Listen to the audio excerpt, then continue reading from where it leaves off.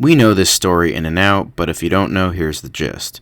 A shy and withdrawn girl named Carrie is the subject of abuse from her peers at school. At home, she is also abused by her overly religious mother. However, Carrie has telekinetic powers and starts to use them more and more until a prank sets her over the edge. This movie got a lot of hate when it first came out and unfortunately became forgotten as the years went by, mainly due to the high praise of the Brian De Palma version in 1976. The main reason I didn't do that version is because James already reviewed it. However, I also wanted to bring light to a Pretty Great King adaptation. I haven't seen the De Palma version just yet, but I think that will help with this review. I went into this film with nothing except just vague knowledge of the original story and ending, which the original spoiled on the fucking poster. However, I do know that De Palma's version is more of a straight up horror film rather than the bullying social commentary the book was, and what this attempted to be. But due to the producers wanting this to be more like the De Palma version with more horror scenes, quote unquote scarier scenes, were added. Despite that, I think this captures a bit more of the tone of the book. Not as much as fans wanted it to be, but what was intended by director Kimberly Peirce, but still more in tune with the book. The cast did a very good job, especially Chloe Grace Moretz, who was excellent as Carrie. However, so many people hated Moretz purely on the ground she was too pretty for the role, which is pretty fucking mean to Sissy Spacek, who was considerably attractive at the time as well. I understand where they're coming from since the book version was supposed to be acne-ridden and chubby, but still kinda mean in my eyes. The supporting cast is also great, especially Portia Doubleday as Chris, who was unbelievably cruel to Carrie, mainly due to it being a modern adaptation where the incident at the beginning of the movie was filmed and put on the internet.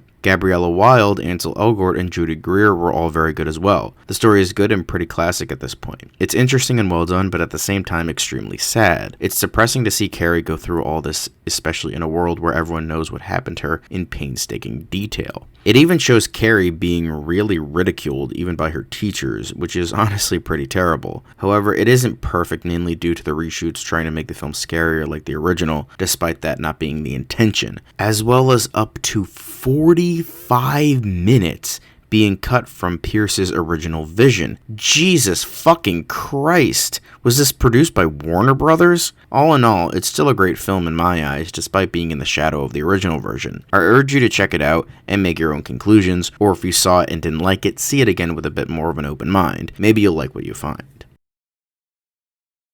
The main reason I wanted to revisit this one is because I wanted to compare and contrast it with the original film, which I have finally seen. I did mention this during my favorite horror remakes list, but I did want to go further in depth. With this, I felt the remake was by far superior with what it sets out to do. Watching the original, I felt like it was kind of empty. Like, I want to say that Brian De Palma heard about or read about the prom scene and wanted the movie to be all about that, because that is truly the best scene in the movie. Very well shot, very creepy, great atmosphere, and all that. But the rest of the movie wasn't terribly interesting.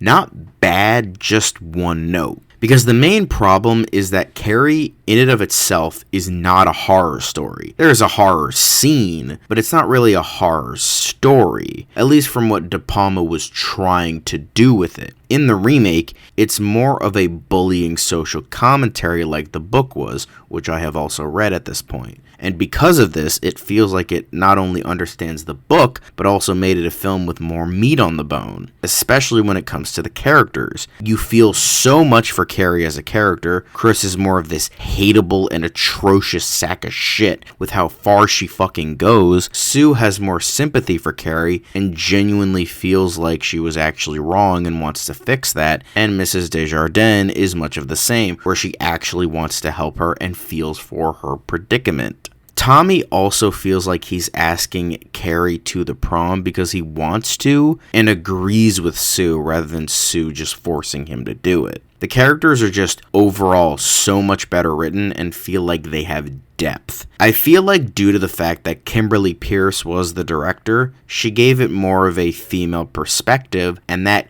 majorly helped with the finished product. It's because of her direction and the characters being so much better written that we feel like we went on this journey with Carrie, that we are in her shoes and with her throughout her degradation of her psyche, that when the prom scene happens, it feels fucking earned. Like, this was the only proper way that this story could end, with Carrie just finally fucking snapping. Julianne Moore is also very good as Margaret White, and while she isn't, like, sympathetic or anything, God no, she just feels like a three-dimensional character. Like, she's not just King throwing all of his hatred towards religion into this character. Moore, Pierce, and the writers managed to make her a bit more of a complicated character. Still very hateable, but there was more to it when she had almost this give and take of loving her daughter, but also this extreme religious zealot. So then, in the original, when it comes to the characters, comparing all of that to all of the original, Carrie is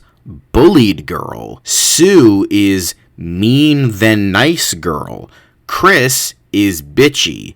And Mrs. Collins is doing a job. Tommy is just there to be puppeteered by Sue. Then Piper Laurie's performance as Margaret White is hilariously bad and over the top. I do not care what anyone says. Her death scene is fucking hysterical. With all of this, I never felt for these characters the same way, and as I said, De Palma wanted to make a horror scene, but had to make a movie that went along with it. I mean, it's not a bad film, but it just sort of goes through the motions and is not very scary. It's perfectly okay, but one of the greatest King adaptations of all time, and one of the best and most classic horror movies ever made? Fuck no. However, ironically, despite the fact that the remake doesn't go for a horror story, it ends up being scarier. And I'm not talking about the added scenes of horror that the studio forced into it. The fact it's just about the terrifying aspects of bullying and how far people will go to hurt victims makes it scarier than the original because of how real it feels, at least to me. They really used the contemporary setting to its advantage and really puts Chris and Carrie's relationship into a new perspective that really works. I know people will hate me for this, but I do genuinely believe the 2013 version is